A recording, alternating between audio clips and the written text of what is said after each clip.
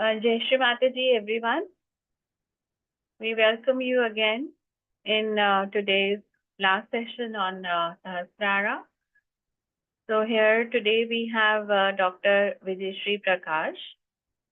She's a specialist in lung diseases from India. She was quite fortunate to work at Sahaja Yoga Research Center, Health and Research Center, that is in Vashi, in the previous years in 1977 and 78. She was a resident doctor there under the guidance of our dear Dr. UC Rai. Dr. Prakash is now working for health promotion and research. It's a collaborative research project between India and Canada.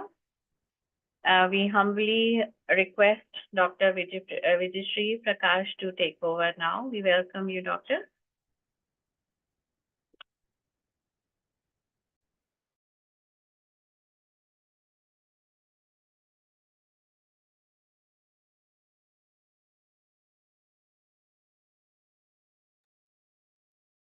Jai Shri Mataji, everyone. Welcome to this last session with the Doctors series. Thank you, Komal, for the wonderful introduction.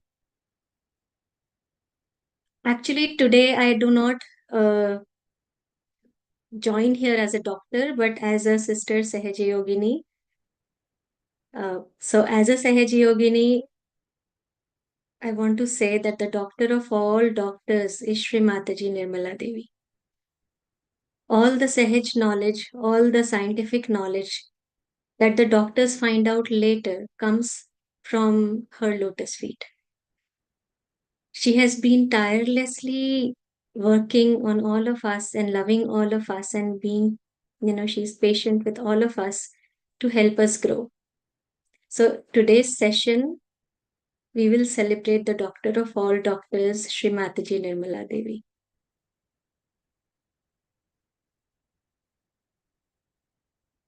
We'll begin this session with meditation, short meditations.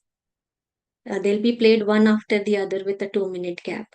So today, Shri Mataji will guide us for this wonderful meditation. So we begin with first Shri Ganesha mantra, then 3 Maha mantras, and then 2 short talks of meditation. It's not compulsory to close your eyes, open your eyes, whatever. Just relax, hands on your lap. And let us begin by saying Shri Ganesha mantra and then the 3 mantras. Om Tvameva Sakshat Shri Ganesha Sakshat Shri Adi Shakti Mataji Shri Nirmala Devi Namo Namaha.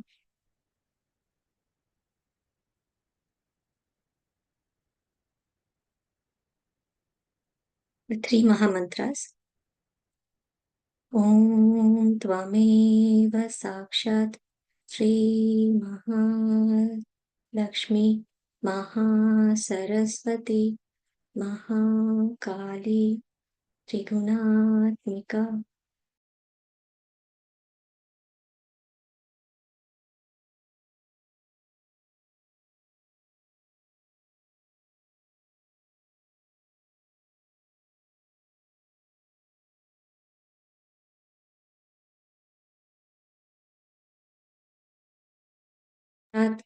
Shri Adi Shakti Mataji Shri Nirmala Devyai Namo Namaha. Om Tvameva Sakshat Shri Kalki Sakshat Shri Sahasrara Swamini Moksha Pradayani Mataji Shri Nirmala Devyai Namo Namaha.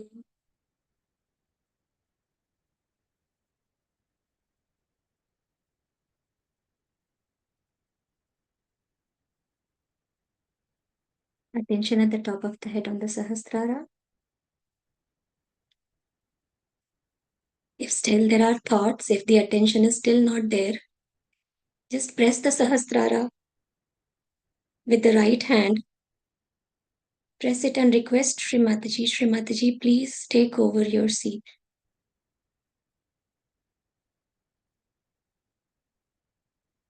You are the goddess of the Sahasrara.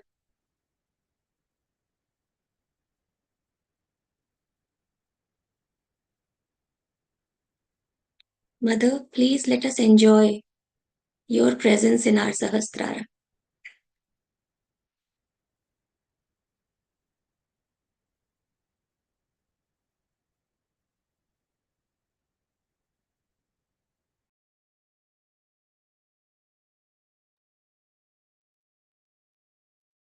Now, with attention on Sahasrara, we'll follow the meditation.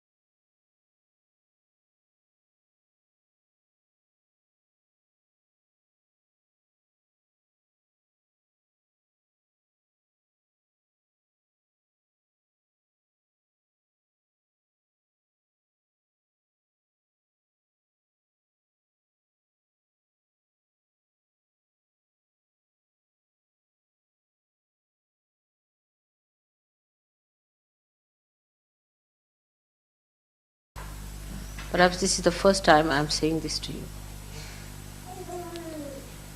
That you have to dedicate yourself completely to me, not to Sahaja, but to me. Sahaja Yoga is just one of my aspects. Leaving everything, you have to dedicate. Complete dedication. Otherwise, you cannot ascend any further.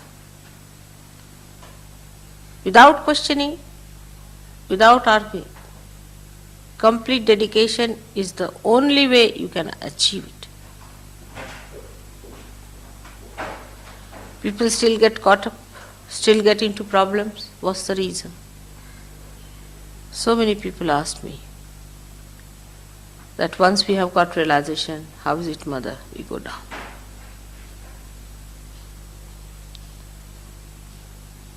The only reason is that dedication is not complete. This complete reverence and complete dedication has been not established.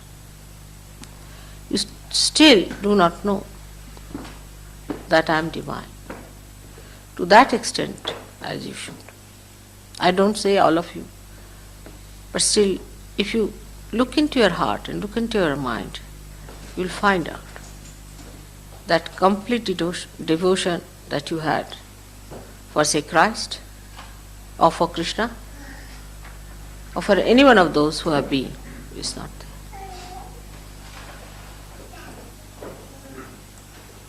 Krishna said, Sarva dharmanam parityajya mamekam sharanam vraja. Forget all the religions of the world. Religions didn't mean the religions like Hindu, Christian, Muslim, but he was meaning all the sustenances. Forget all the sustenances and completely dedicate to me. That was 6,000 years back.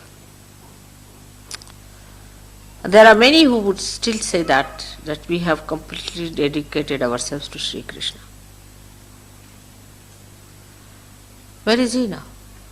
Even those whom I have given realization, they say like this. Of course, there's no difference between him and me. But today I am the one.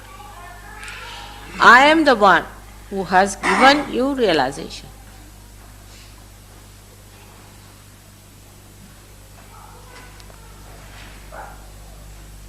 But our first consideration could be our jobs, our own problems, our family problems, our financial problems.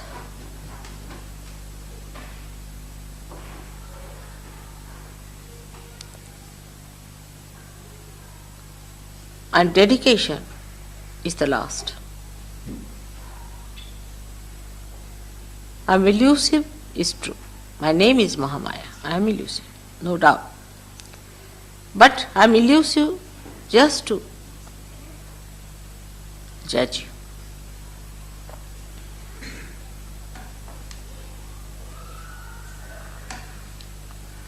Now the dedication is a very important part of the ascent. Why?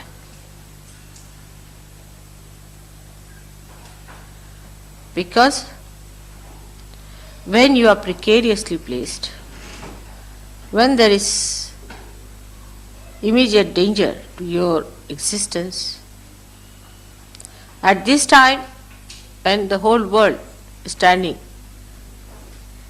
at a precarious position where it is going to be destroyed completely,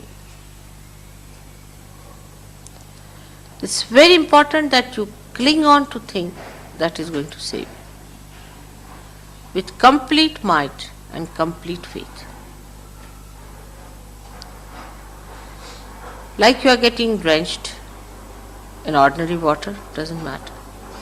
But if you are sinking in the sea, and there's a question of this moment of existence and that moment of destruction, that time, if a hand comes forward to fetch you out, there's no time for you to think anymore, but cling on to it. With all your might, with all your faith.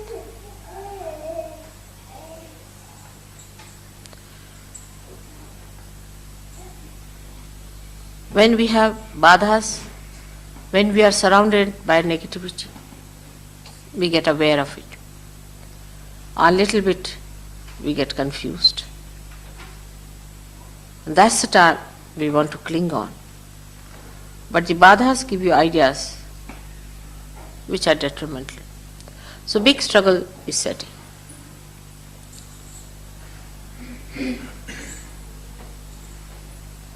At that time, what is the best way? The best way is to forget everything else. Forget that you are possessed or this badha or anything. With all your might, whatever is there, you have to hold on to it.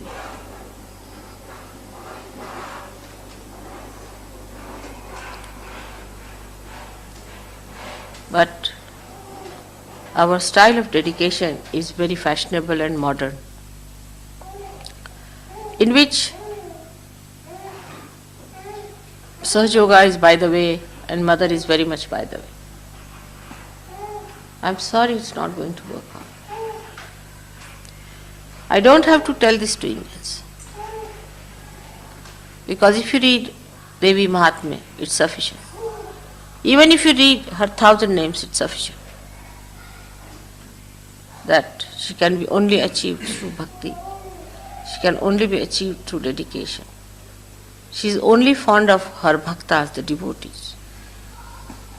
It's nowhere written that she is fond of people who can talk better, who can argue better, who dress better, who live better, who have better surroundings, but are devotees.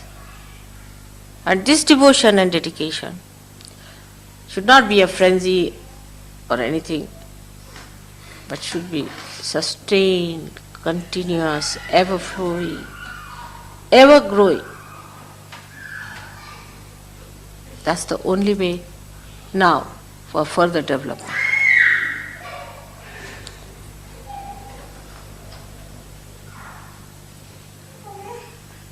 For us, so many small problems are important.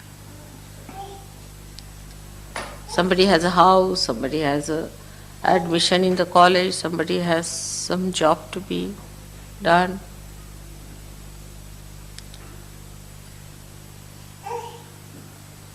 All these considerations are the dharmas which Sri Krishna has described as Sarva Dharmanam Parityajya Mamekam Sharanam. Give up all the dharmas, all these so-called dharmas, like a Patni Dharma is the duty of a wife, then the Pati Dharma is duty of a husband, then the Putra Dharma is the duty of a son, the Pita Dharma duty of a father, and duty of a citizen, and a duty of a world citizen. All these dharmas are to be given up entirely. And you have to surrender fully from your heart.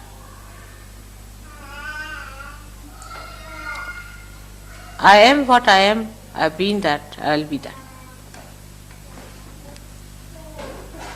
I am not going to grow any more or less.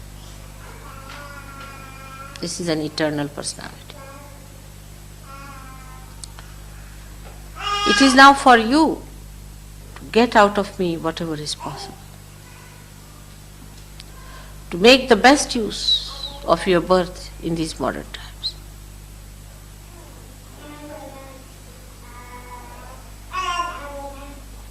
To grow to your full maturity.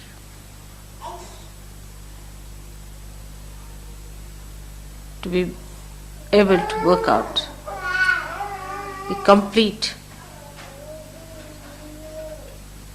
design that Divine wants to do through you. As soon as the dedication starts, you become dynamic.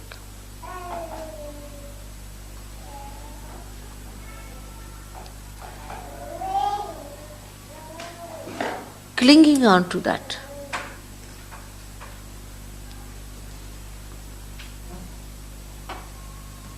for this, meditation is the only way, I should say. Of course, rationally you can do many things. You can rationally accept me. Emotionally you may feel closer to me in your heart. But through meditation, surrender. Meditation is nothing but surrendering. Is complete surrendering, which is a difficult task for a modern man in the Western countries. He only surrenders to people who mesmerize, who fully mesmerize them. They become slaves of people who mesmerize. But in their own freedom, their ego is more powerful than their spirit. In their own freedom. That's why all the free countries have gone to dogs. Because ego plays part, not the spirit. They cannot master their ego when they are free. Only if somebody can just entangle their ego and mesmerize them, then they are all right, they are shut completely, they surrender. And it's so obvious from the way these false people have mastered their art of making slaves out of you. in your full freedom,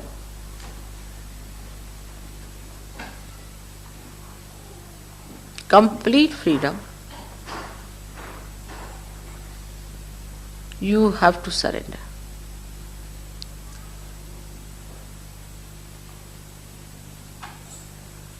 Freedom does not mean ego. One should understand. Freedom is killed by ego. Not only killed, but is disfigured and disgraced. Is made ugly. Freedom in its subtlest form means complete egolessness, no angularities, complete hollowness, just like the flute, so that the melody of God could be played well. That's complete freedom. No hands up.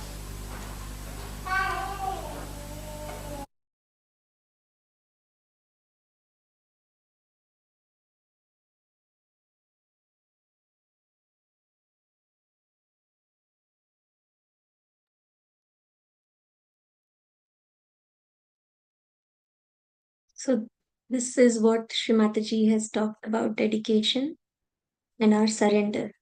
In our freedom, we need to surrender at her lotus feet. This reminds me of my first day at Vashi, and uh, in olden days, every morning after the morning meditation and breakfast, all the doctors would go to each room and talk to yogis to ask them what kind of help they would want, uh, for getting deeper for their problems. So it was the first day, first room, and the person said, Dr. Rai, I want to do this. And then we had Dr. Hule with us, and he said, oh, Dr. Rai, I also want, Dr. Hule, you had advised yesterday to do candling, and I did this. And then he said, oh, and also I did foot soak. And so in the first few minutes, he talked of about 3, 4 treatments that he was advised and he had been doing for a week almost. And then Dr. Hule said, don't do anything. You just put your hands in front of Srimataji and sit and meditate. So that was fine. 2 minutes, there was silence. And then this person asks, so what do I do to do nothing? So all of us had a smile on our face and I said, okay, just look at Srimataji's picture. And then that evening, we played the guided meditation by Srimataji, because in our human mind, we always feel like doing something. We feel that if we don't do anything, nothing happens. So there is always this action and the fruit of that action. So for us, it is that instant gratification. I do something, so something should happen. If I don't do anything, nothing will happen. So for those of all of us who feel we need to do something, let us follow Shrimataji's guided meditation and just follow what she is saying. Jai Shrimataji. So we'll have a meditation led by Shrimataji.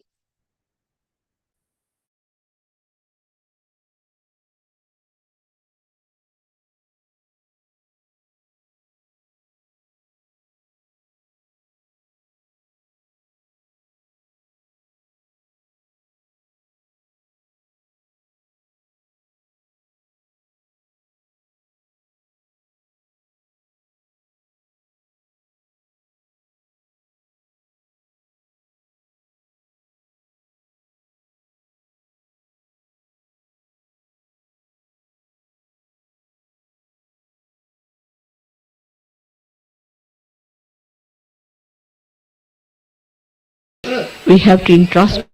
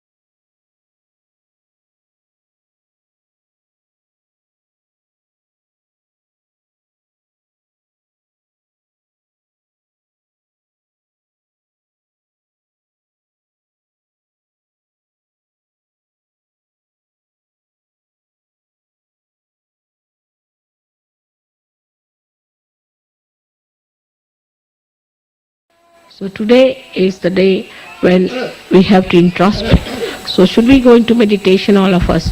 Please close your eyes. All of you close your eyes.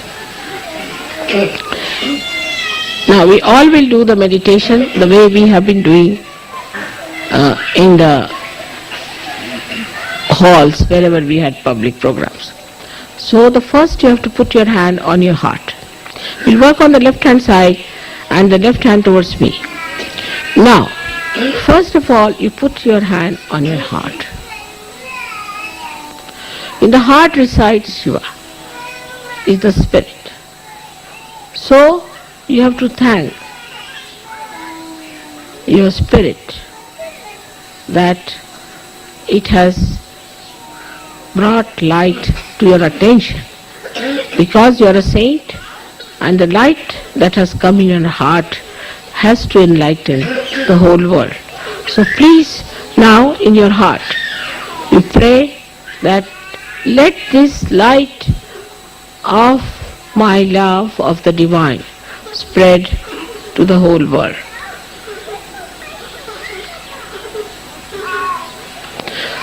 With all sincerity and understanding that you are connected with the divine and whatever you desire will happen. With full confidence in yourself.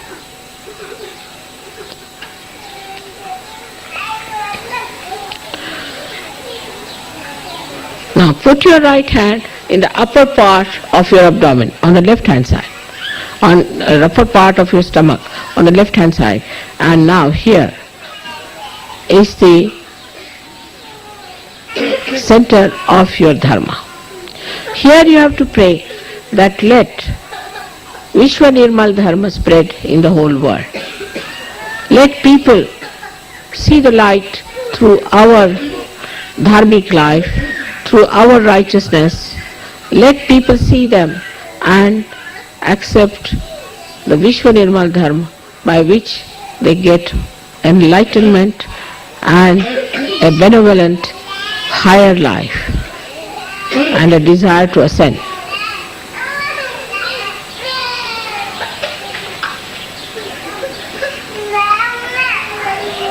Now, take your right hand in the lower portion of your abdomen, of the stomach, on the left hand side. Press it. Now this is the center of pure knowledge.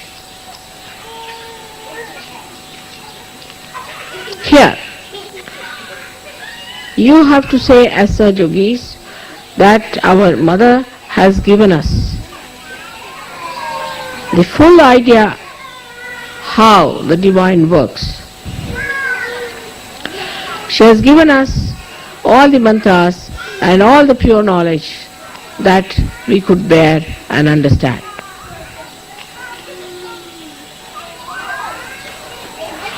Let me fully be knowledgeable about that. All of us. I have seen if the man is a leader, the wife doesn't know a word about Sahaja Yoga. If the woman knows about Sahaja Yoga, the husband doesn't know anything about it. Let me be proficient and an expert in this knowledge.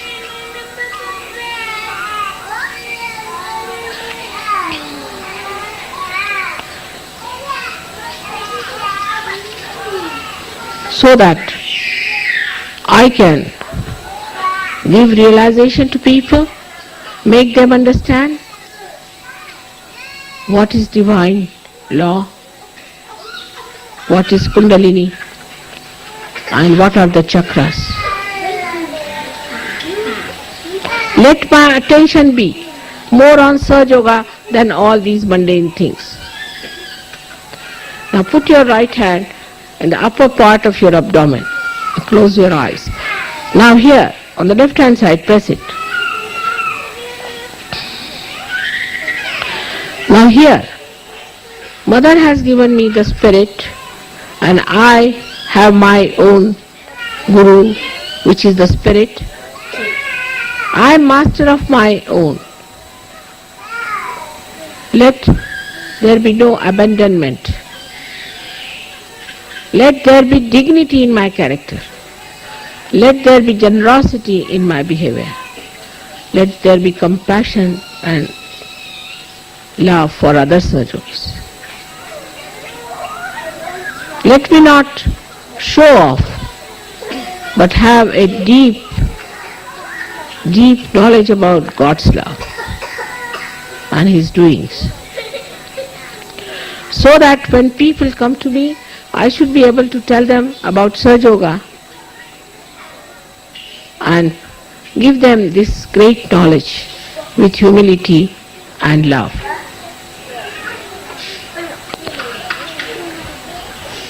Now raise your right hand on your heart.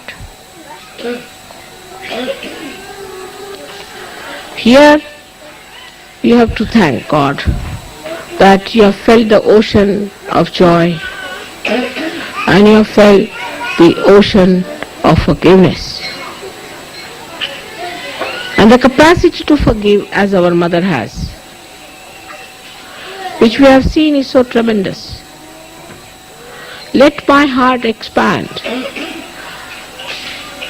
and encompass the whole universe, and my love should resound the name of God. The heart every moment should express the beauty of God's love. Take your now right hand in the Vishuddhi, that is on the left Vishuddhi, between the neck and the shoulder in the corner.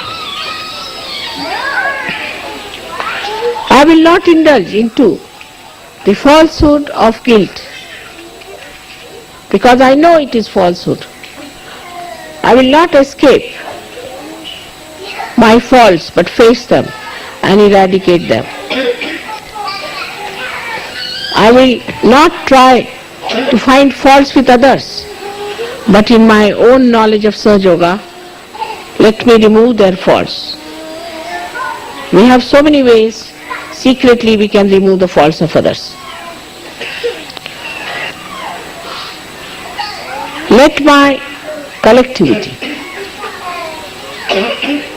become so great that the whole Sahaja Yoga race is my own family, my own children, my home, my everything.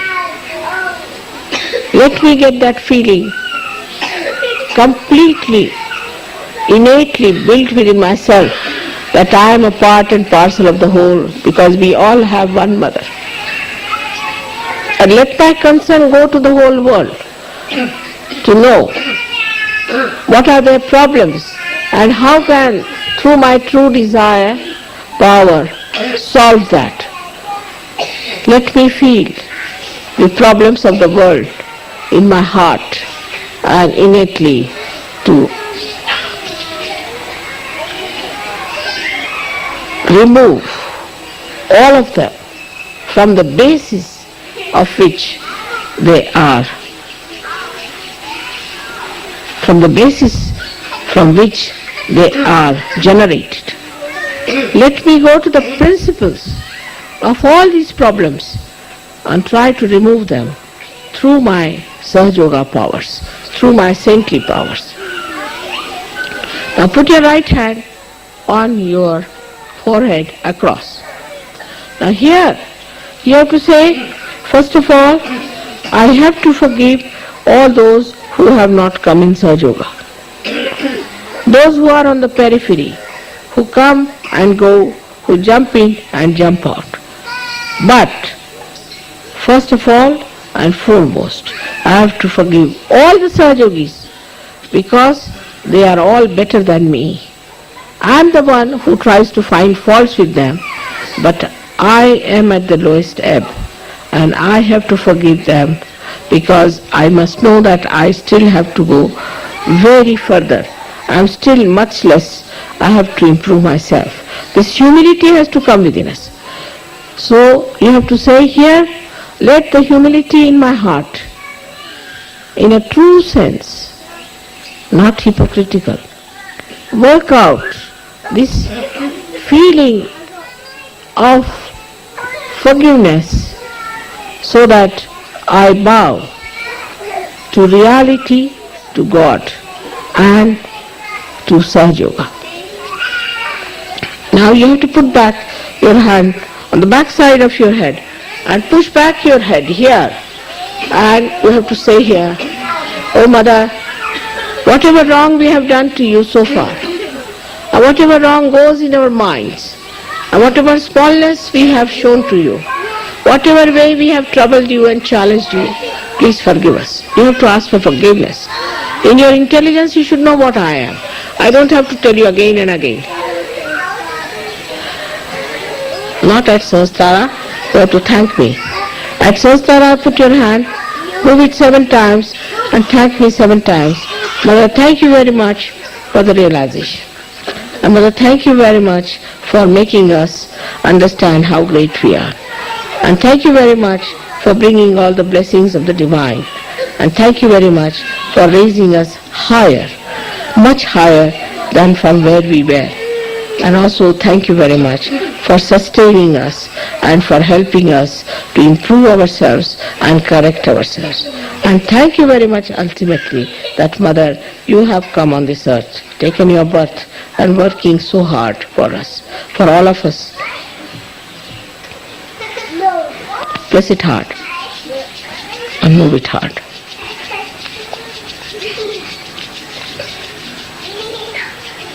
खाली बसा, खाली बसा, खाली बसा, खाली बसा, खाली बसा, खाली उतरा, खाली उतरायचं, खाली उतरा, खाली उतरा, खाली उतरा. Get down, get down, get down, get down.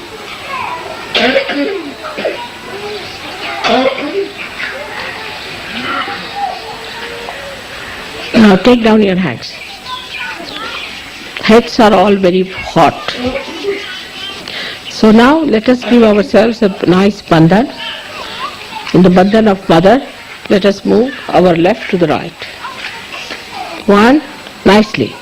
Understanding what you are, what are your auras. Now again, second one. Now the third one.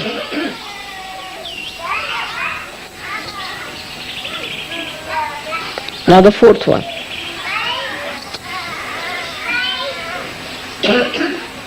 Now the fifth.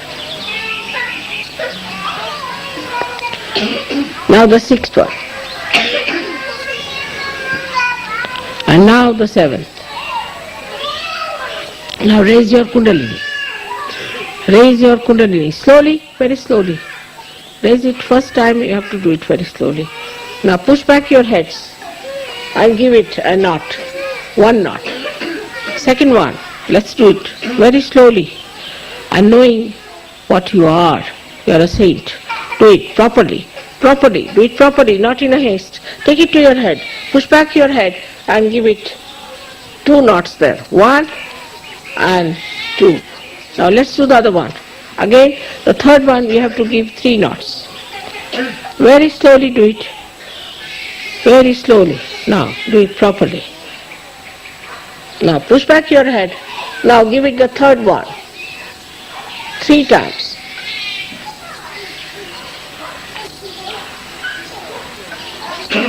Now see your vibrations.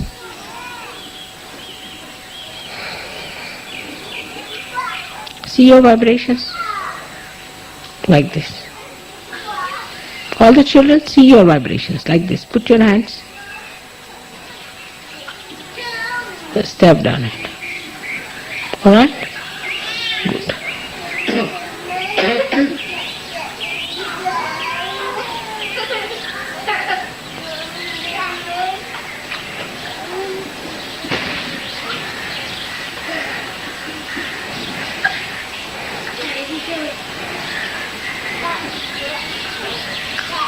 Beautiful. I am getting vibrations from you.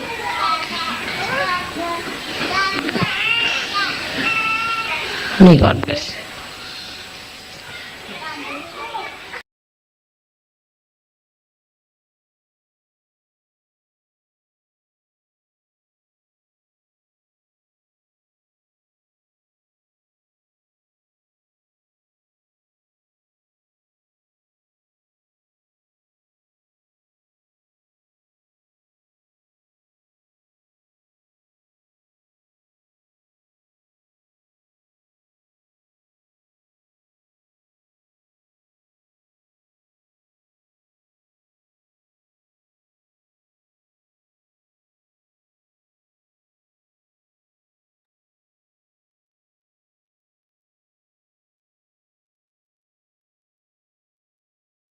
Vijayshree Mataji.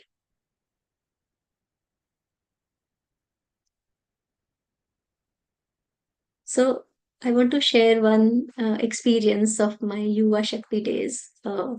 As Yuvas, we would always have meetings and we would always be guided by elder people in our collective about newcomers programs, about everyday meditation. And one of these sessions, there was a big discussion amongst all of us that, oh my God, Sahaj Yoga becomes so boring sometimes. You go there because in olden day, even nowadays, at least you have different treatments, seminars, everything. But when we started, it was a routine. Go, bow down to Shrimataji, raise your Kundalini, then Shrimataji's talk starts. And Shrimataji's talk from the beginning till the end, which even if it is 1.5 hour, whatever. So it will be there. If Shrimataji's talk is 40 minutes, then it will be 20 minutes of silent meditation. No music, only silent meditation. So it was only Shrimataji's talk, only silent meditation, followed by Aarti, followed by Prasad. Prasad was simply chana and jaggery, which means the chickpeas, roasted chickpeas and jaggery. That's it. No elaborate prasad. And that too, like chana would be this much. Not, it wouldn't be like, take. It would be this much chana, one piece of jaggery. That's it. So, and every time, every meditation center would be the same. Nothing else. No person talking, no person leading meditation. So it was only somebody would pick up the mic and say, okay, now raise the Kundalini, put yourself in a bandhan. Then they would start three mantras. They would start Shri Mataji's talk. Shri Mataji's talk would end. People would just sit doing nothing. Then somebody would say, okay, let us stand for Aarti. Aarti, again meditation, raise your Kundalini, bandhan, go home. So we said, okay, this is so boring. Let us have something different. Let us do something different. And we were fortunate that in Nagpur we had Baba Mama to guide us. And that day, somehow, the talk that was selected for that day, we don't know who selected the talk, we don't know how, but the talk that was selected that day and that we all received as a gift, with not as audio cassettes, but as a written transcript, was this talk. The talk is 1984 Easter Puja. And now we listen to that talk where Shri Mataji said, Sahaj Yoga is not an entertainment.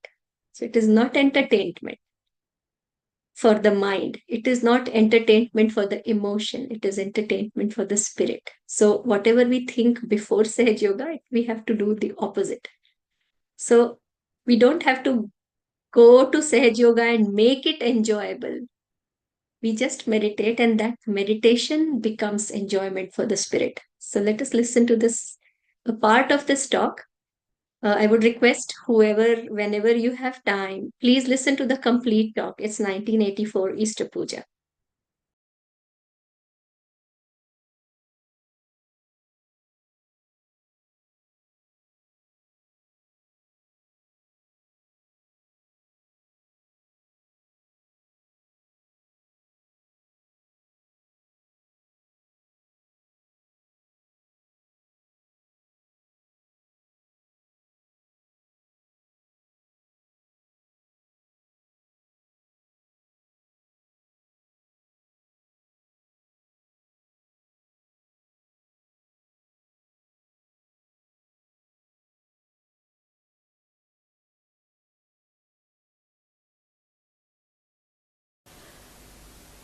This is the thing today I am trying to explain to you. That so far, to a human mind, entertainment was important. Entertaining. To the mind, not to the spirit. Entertainment to the spirit is absolutely opposite to the entertainment to the mind. Like somebody the other day telephoned to me and said that, Mother, there is no excitement in Sahaja Yoga.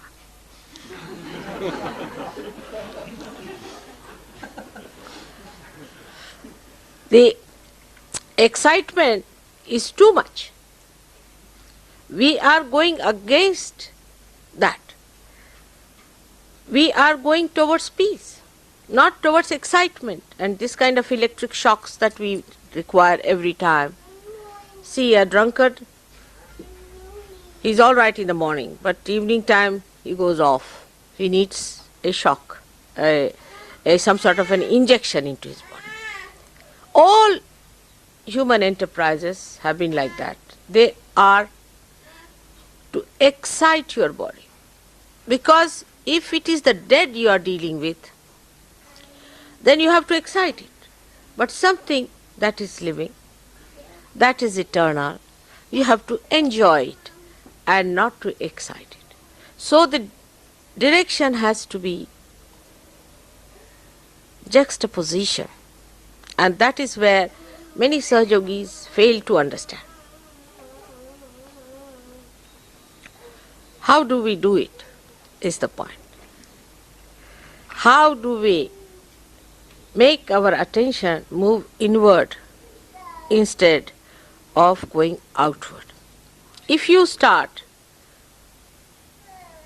from the time you are born again, it is much easier because it's a new venture into you go in. That is the peace of your spirit, the joy of your spirit, which is permanent. You don't need any excitement from it. It is permanent. It is eternal. So the first thing that comes to our mind is that whatever we do before realization, we have not to do. The first and foremost thing is realization comes to you effortlessly. So the effort which is built in your body all the time, the energy of effort, I must do this, I must do that, I have to do this, I have to do that. That creates tension, that I have told you already. So, what do? We do not try to compete with others. We do not try to fix certain timing, dates, watches. We do not also put our attention into any endeavor which puts us into effort, but we relax that attitude of effort. It's called as, in Sanskrit, prayatna shaithilya. For a Western mind, it's very difficult to grasp the subject. So try to understand. That doesn't mean lethargy. Doesn't mean lethargy. One should never confuse with the dead the energy of the living. Now we are trying to transform our energies towards the energy of the spirit. So you have to allow the spirit to take over. Your effort of your mind should be reduced and the energy of the spirit should work through you. Now how do you do it?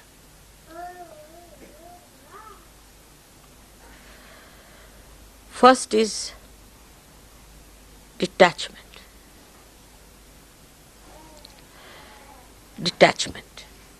Detachment start with the thought. Let us see the thought. It's called as vichara shaithilya, relaxation of the thought. Now a thought is coming into your mind. Some thought, today is Mother's Puja, let's go. We have to hurry up. You see, you must get this, you didn't get the flowers, now you go to the third world and get the flowers, you must get this and you must get that. Second is, no, detach yourself.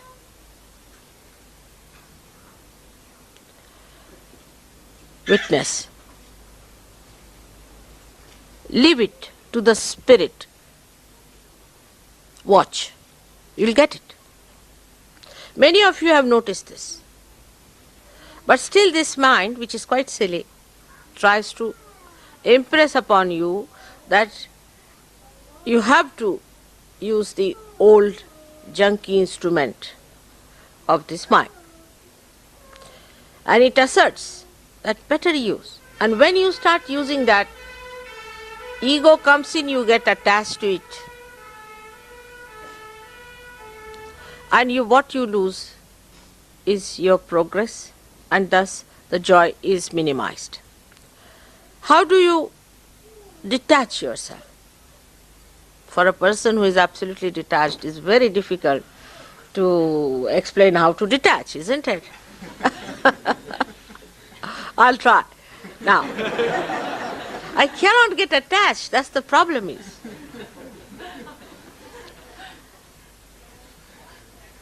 And I find it difficult to explain to you in words which are human words. But still I'll try to say now.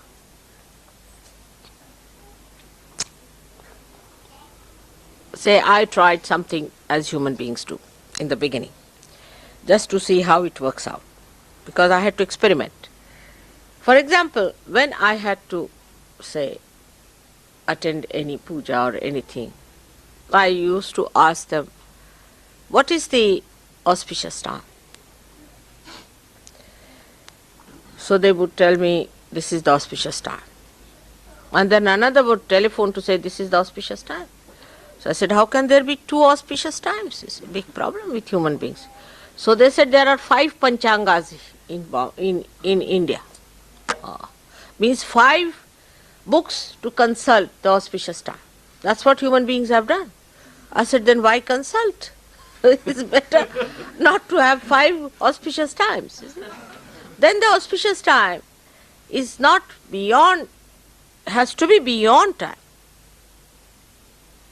But it is bound in the time, the way human beings have made it. So it is bound in the time, like in India it is so much, so much, so much. But now here is different.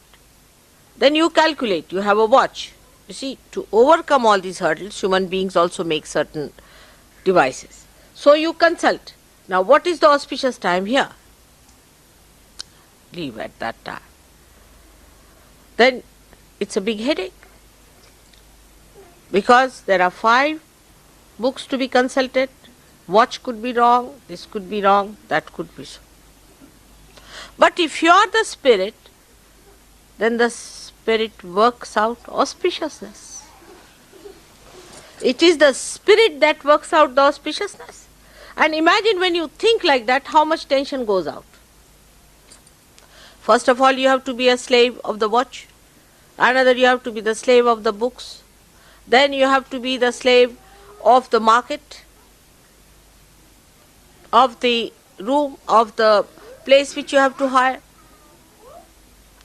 But supposing if you allow the spirit to work it out, then everything will work out and you will reach at this point where it is the most auspicious.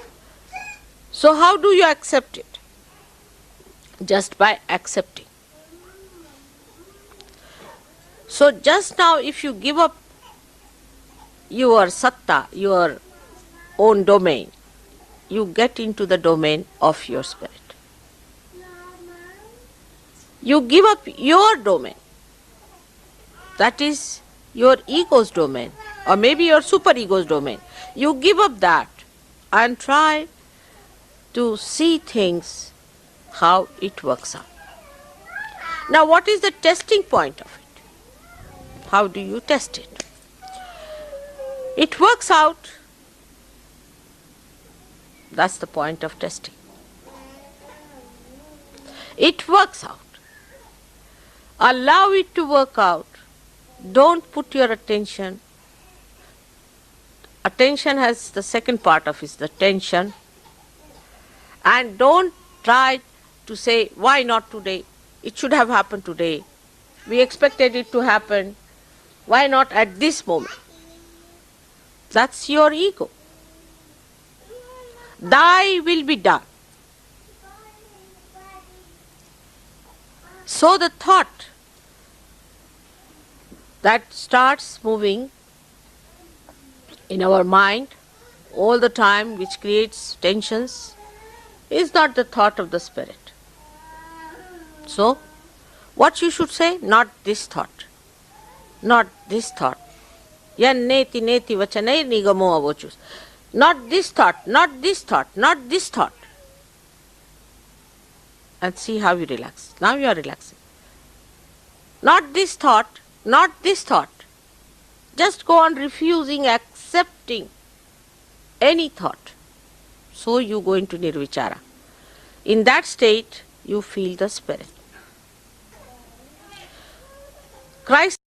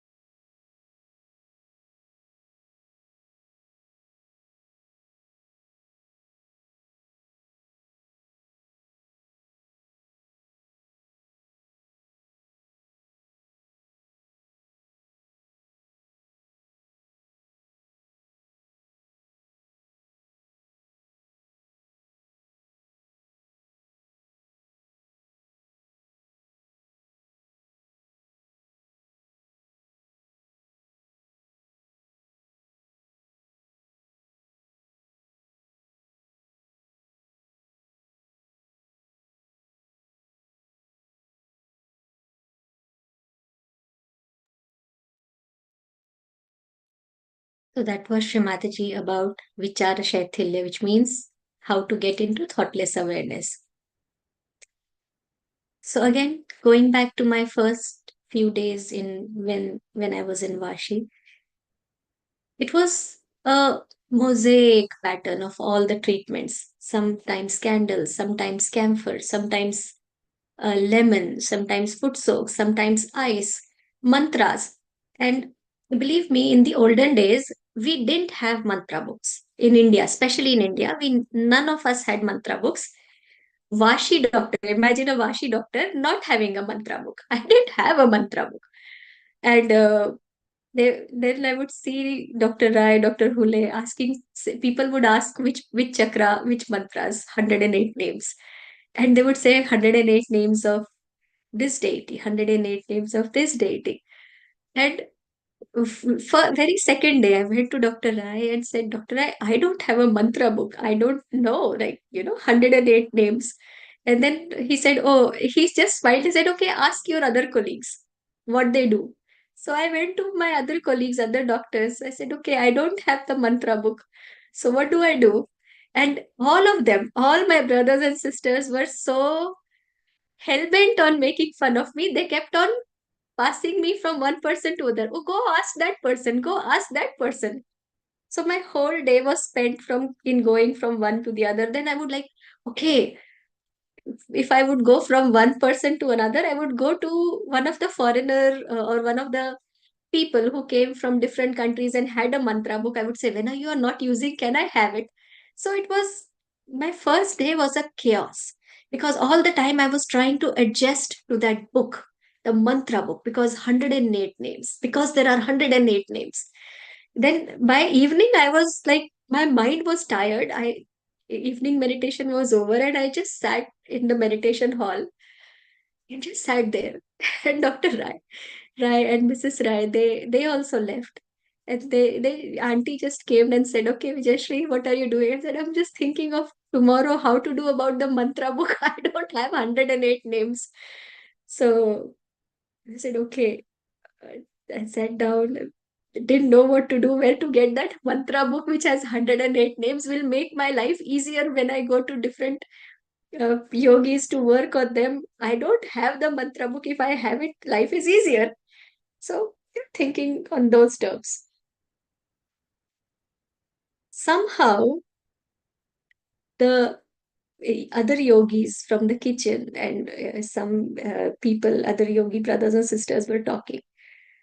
And I heard someone say, oh, Shri Mataji is everything. And that thing stuck. Shrimataji is, there was that eureka moment. Oh, Shrimataji is everything. If Shrimataji is everything, what 108 names? What other deities do we know? It is Shrimataji. And what all these efforts, the effort to confer to doing what is right. Because in my mind, what was right was to have those names of the deity, because that would invoke the chakras, that would invoke different things. And so it had all become mental here for me. No, the mental game. And then there was this light and absolute peace in my heart that Shrimataji is everything. Shrimataji is the deity of all deities. Shrimataji is the goddess of all goddesses. Shrimataji, you are God. And the moment that realization set in, the meditation after that was effortless. So, this is another small talk about effortlessness in meditation.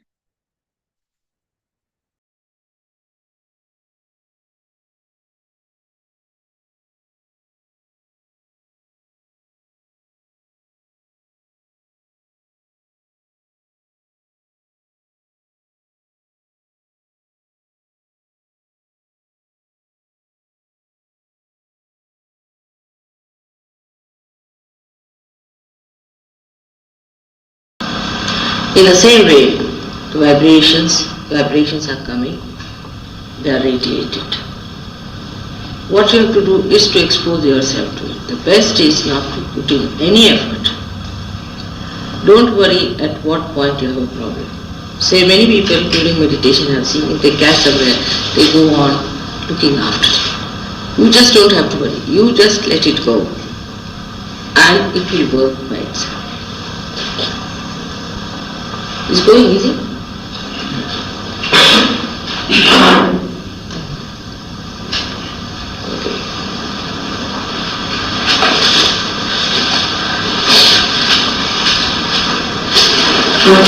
So, you don't have to put in any effort. This is what meditation is. Meditation means exposing yourself to God's grace. Now the grace itself knows how to cure you. It knows how to mend you, how to settle down itself into your own being, keep your spirit kindled. It knows everything. So you don't have to worry as to what you have to do or what name you have to take, what mantras you have to do. In meditation you have to be absolutely effortless. Expose yourself fully.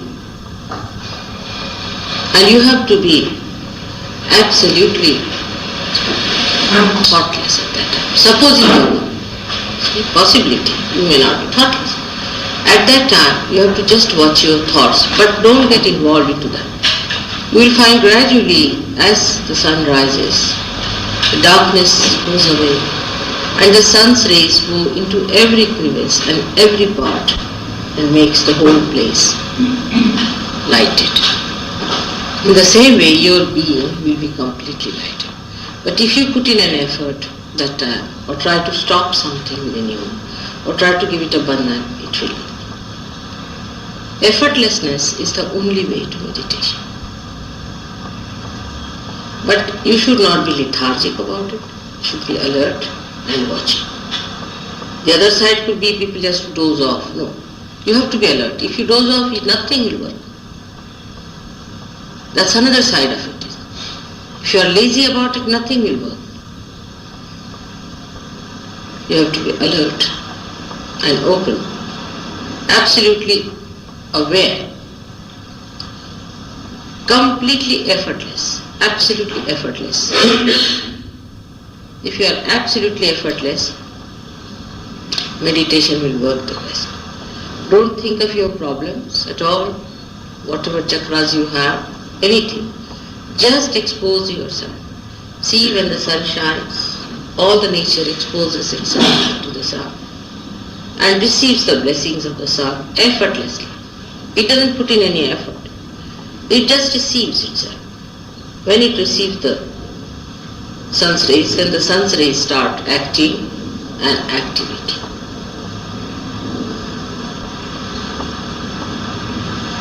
In the same way, the all-pervading power starts working. You are not to maneuver it, you are not to do anything about it, just be effortless. Absolutely effortless. Don't take any names, do not bother if your raga is catching, this is catching, that is catching. It is working out. It will go on working as long as it can, and it will do the miracle that it has to do. You don't have to worry about it. It knows its job. But when you put in an effort, actually you create a barrier for it. So no effort is needed. Be absolutely effortless and say, let it go, that's all. No mantras to be chanted. In case you find it's impossible, then you can take my name. But there is no need even. When you put your hand towards me, that's the mantra, sufficient. This gesture itself is the mantra. You see, there is no need to say it more, but the thought, in the mind, the emotion should be that we have now spread our hands to that. And it should work. When this emotion is absolutely complete, there is no need to say any mantra. You go beyond it. So one has to be absolutely effortless. Absolutely effortless. That is what it is.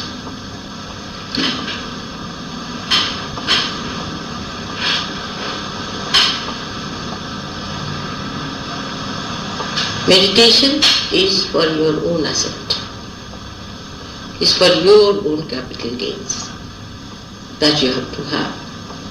But once you get into it, you also achieve your powers. Like you become a governor, you get the powers of the governor. At this time, you don't have to think about anybody else. You are not to put your attention to anybody else, but just receive it. Just receive it. Do not think of any other problem, but that you have to be effortless. Absolutely effortless.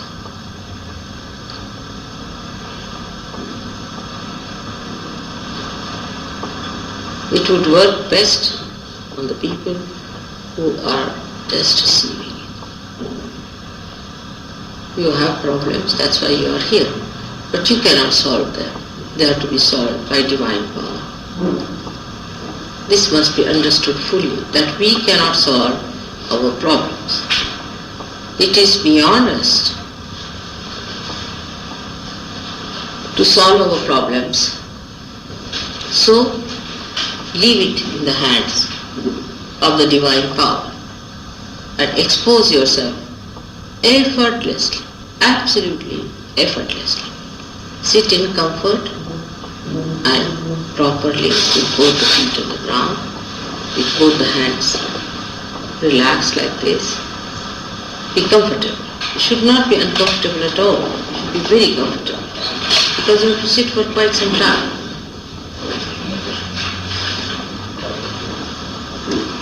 And you try to put your attention to me within yourself, if you can, to my Kundalini if you can. You can come into my Kundalini, everything will be done. Just like this, the hand should be like this straight.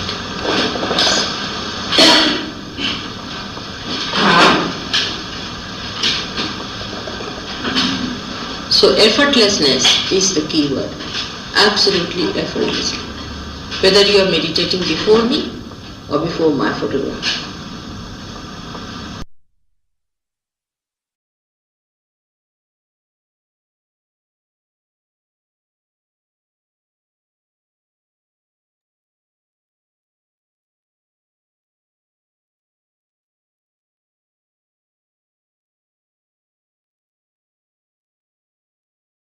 This was about effortlessness, but that does not mean, on the flip side, that we don't do anything.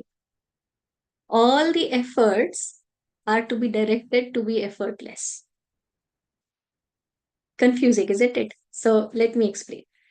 When a child is learning how to walk, that is the effort of learning to walk. But now, as adults, we know how to walk. We don't have to think that I put my first step, now I'm going to put my second one.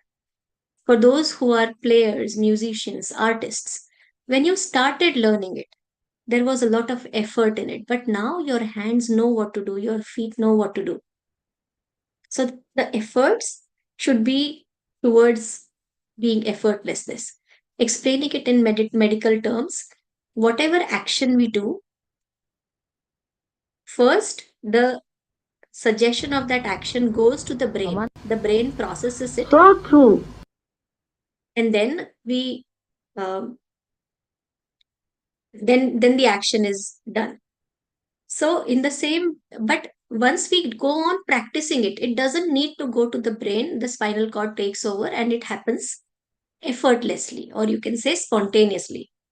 Like music, when you are learning how to play the notes in the beginning, say a guitar or a sitar, initially your hands try to go there, but once you know, this melody comes spontaneously. Driving the car, so that you have to make efforts till the stage you reach that it becomes a spontaneous habit. And what is that effort? Is to meditate, meditate, and meditate. Listen to one complete talk of Srimataji. Increase the capacity to sit.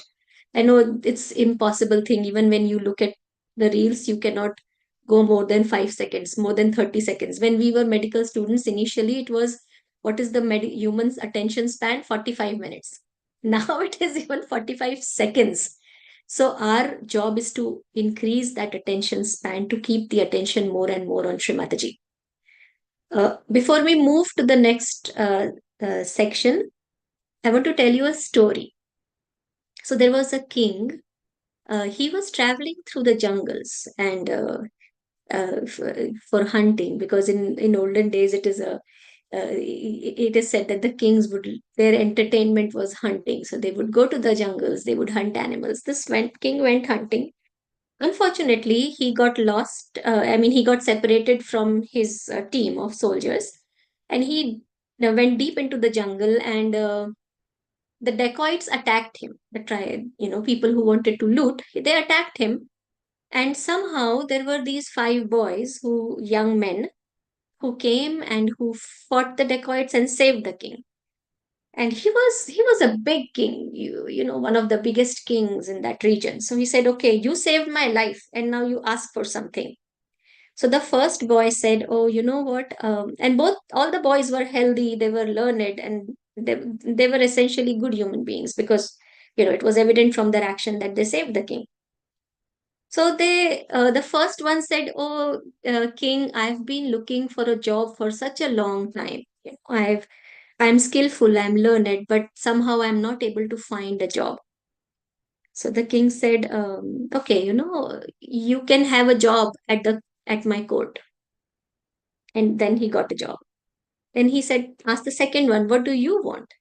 And he said, I am intelligent, I have achieved, I've completed my studies, I'm healthy, I have old parents to look after, and I'm poor. I need some money so that I can meet my daily needs and I can have a business. And so the king said, okay, you have the money. He gave him the money to start his business. Then the third one, he said, what do you want? So the third one said, I'm young, healthy, I live very well, but I'm so afraid to choose a good girl for myself. I don't know how to choose a girl. And my parents say, you choose a girl. Uh, Difficult to believe for those olden times when parents used to find girls for their kids. But yes, that's how the story goes. So the king said, okay, so the minister's daughter is a beautiful young girl. Uh, so, he got the boy married to that girl. Then they said to the fourth one. The fourth one said, I have everything. I'm satisfied. I have everything, O king. I want to do something for my community. So, the place where I live has no roads, does not have, proper connection with different towns, and the trade is not, it's not able to facilitate the trades. There is no communication between different villages. There is a river and there is no bridge. So, O king, can you take care of it? So the king said, okay, I take care of it. And he ordered that the roads be built, he ordered that the bridges be built, and he said that, okay, look for other problems as well. If somebody, there are no wells, build wells. And so he looked after the community. Now, the fifth one was listening to all of this. And when his turn came, the king said, okay, what do you want? So he said, oh, king, I have everything. I just want one thing. Why don't, my request to you is, please come and stay in my house for 15 days every 6 months. And then that was like everybody got surprised. What is this person asking for? The king to come and stay in his house for 15 days every 6 months? Says, but the promise is promise, you have to fulfill. So now the king has to go and live in his house for 15 days. So they said, okay, the king has to go to his house, so the road has to be built. Okay, so they started building good roads. Now the king is coming to that, his village. So the village has to be prim and proper. The king is coming there, staying there for 15 days. So they had to take care of the village to make it receptive for the king, to make it welcoming for the king. They said the king is going to stay in his house. So the house has to be looked after. So they started looking after the house. And now I said, okay, the king is now going to be looking after the house. The king is going to be there. The king is staying there. So now there has to be someone who knows the king well enough, his likes, his dislikes, his comfort. And then everyone was thinking how to, every time it was, it would be difficult to send the servants with the king all the time.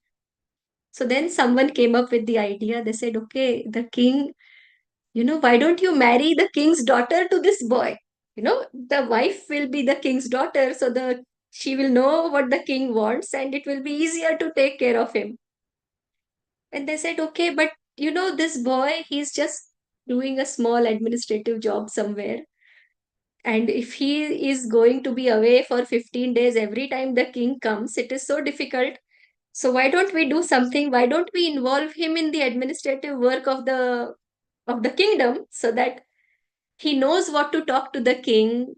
He can discuss, and he's a bright young boy, so he can discuss his ideas with the king. And he got absorbed into the king's administrative work. So what I'm getting at, right? Just invite Shrimataji in your Sahasrara. Everything else is taken care of. Because if the queen of the Sahasrara is going to come and stay, imagine the king was going there for 15 days and they did everything. If the queen of the Sahasrara is going to reside permanently in the Sahasraras, how beautiful life is. So with that, we move on to the next section, where Shrimataji declares who Shrimataji is.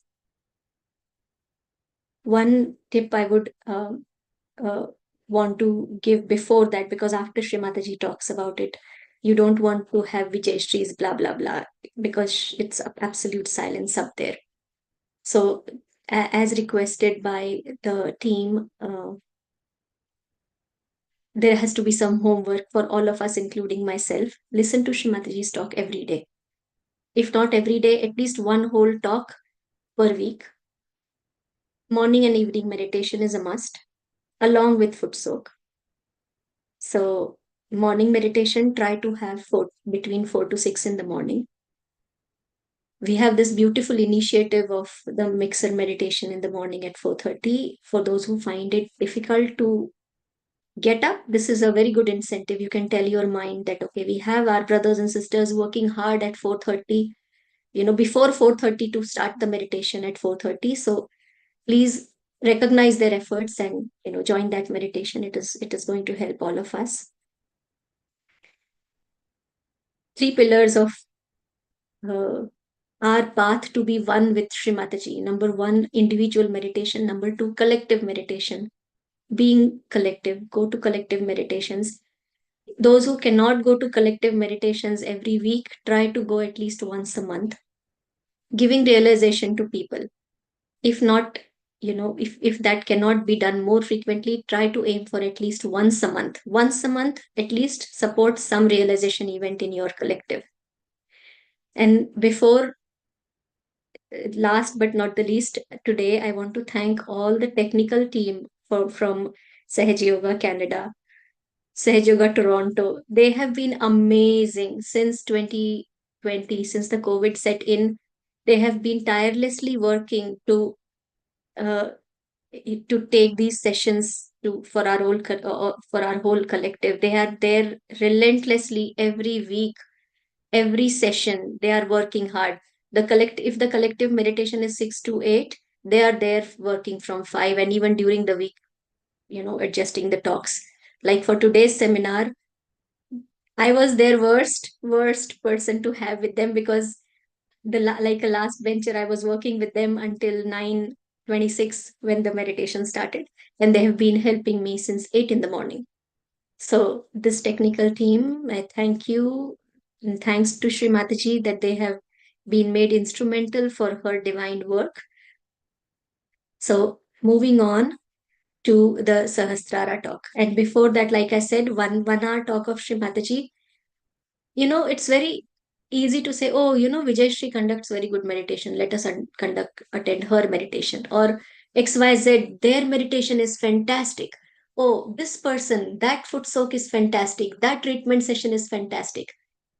Guys, you have the source. You have the one who is giving you everything.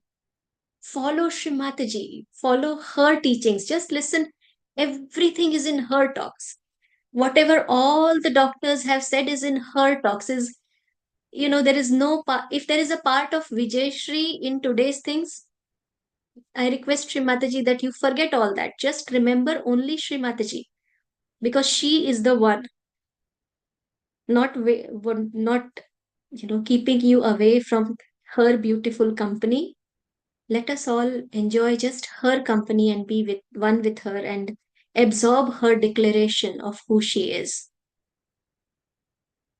Now going in for the declaration.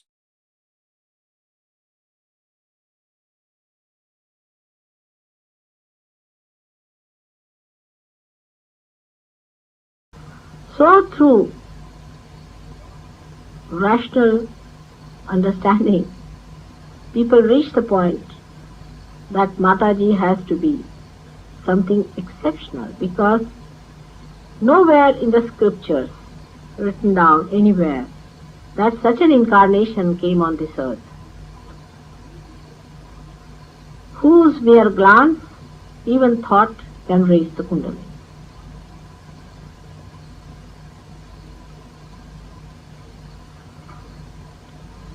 Many saints who are away from the madding crowd, sitting in the jungles, on the Himalayas, all know about it.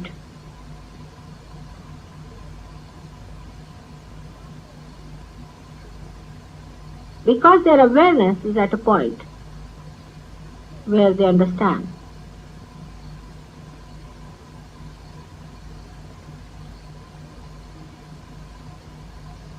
They understand much more than you do, because you are still children, newly born. They are grown up.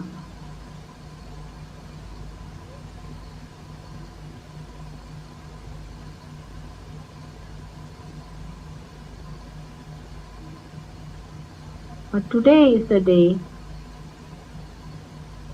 I declare that I am the one who has to save the humanity.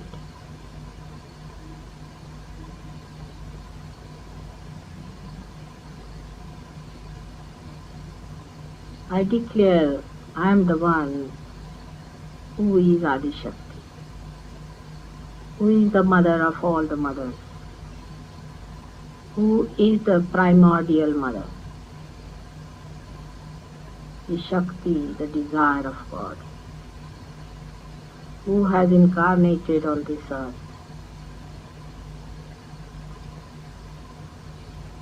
to give its meaning to itself, to this creation, to human beings. And I am sure through my love and patience and my powers, I am going to achieve it.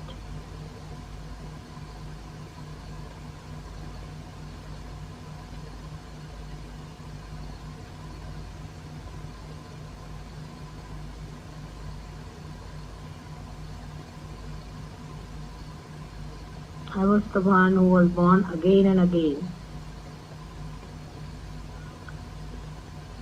But now in my complete form and complete powers,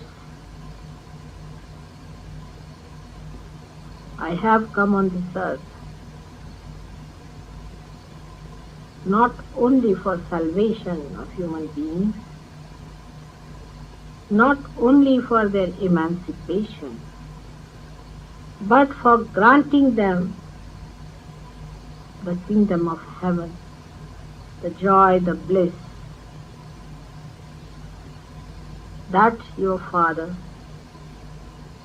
wants to bestow upon you.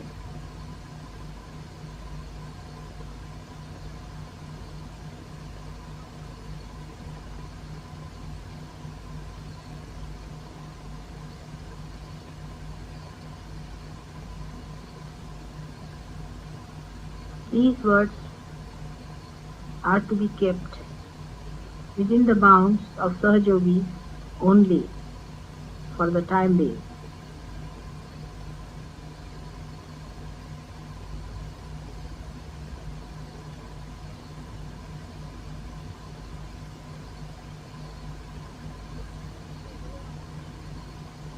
And today is the day of Guru Puja, not my puja, but your puja as Gurus. I anoint all of you as Gurus, and today I will tell you what I have bestowed upon you and what great powers you already have within you.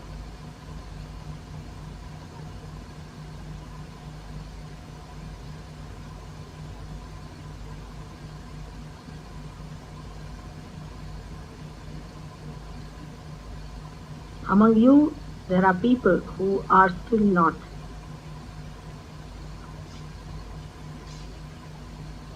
being able to recognize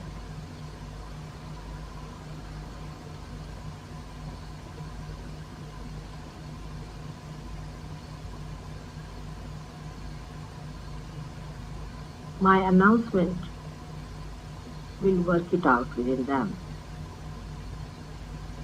The recognition. Without recognition, you cannot see the play. Without play, you cannot have confidence within yourself. Without confidence, you cannot become Guru. Without becoming Guru, you cannot help others. And without helping others, you are not going to be in any way happy. So, to break the chain,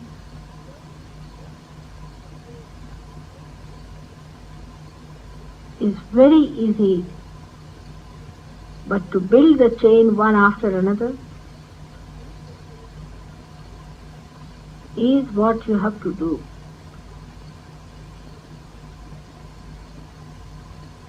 This is what you were all wanting to be.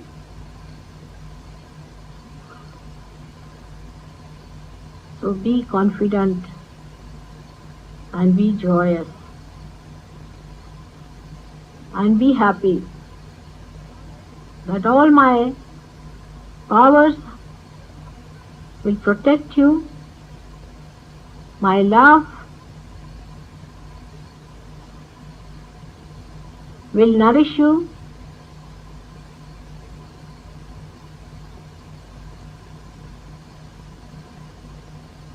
And my nature will fill you with peace and joy. May God bless you.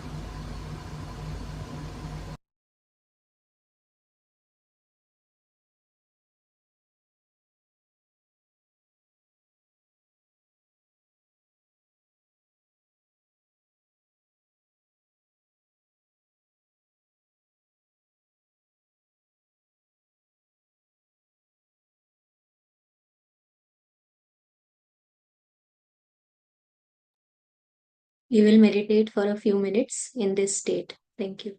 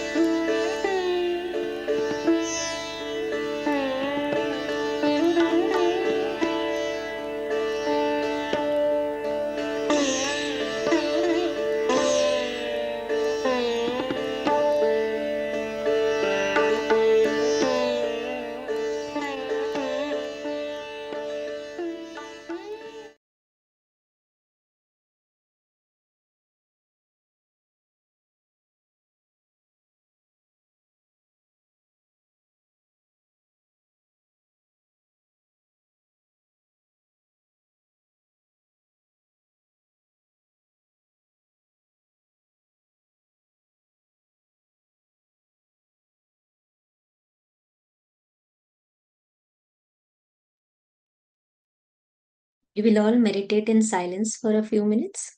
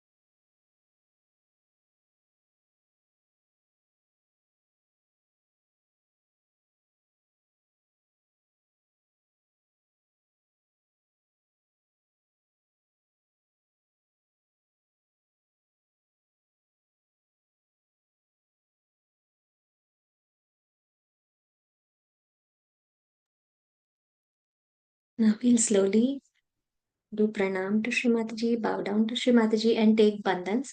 No viper bandhans, no halfway bandhans.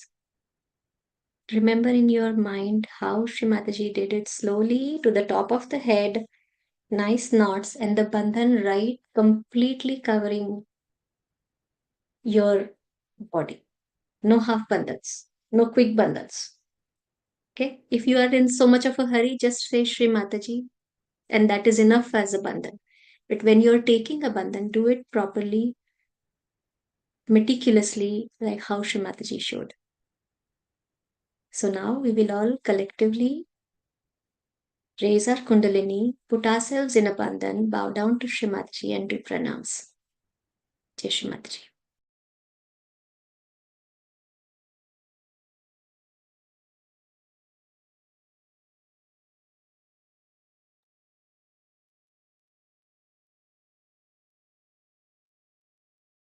We thank you, Dr. Prakash, for humbly reminding us that we have to stick to the basic of Sahaja Yoga. And Sahaja Yoga is very simple, it's not complicated.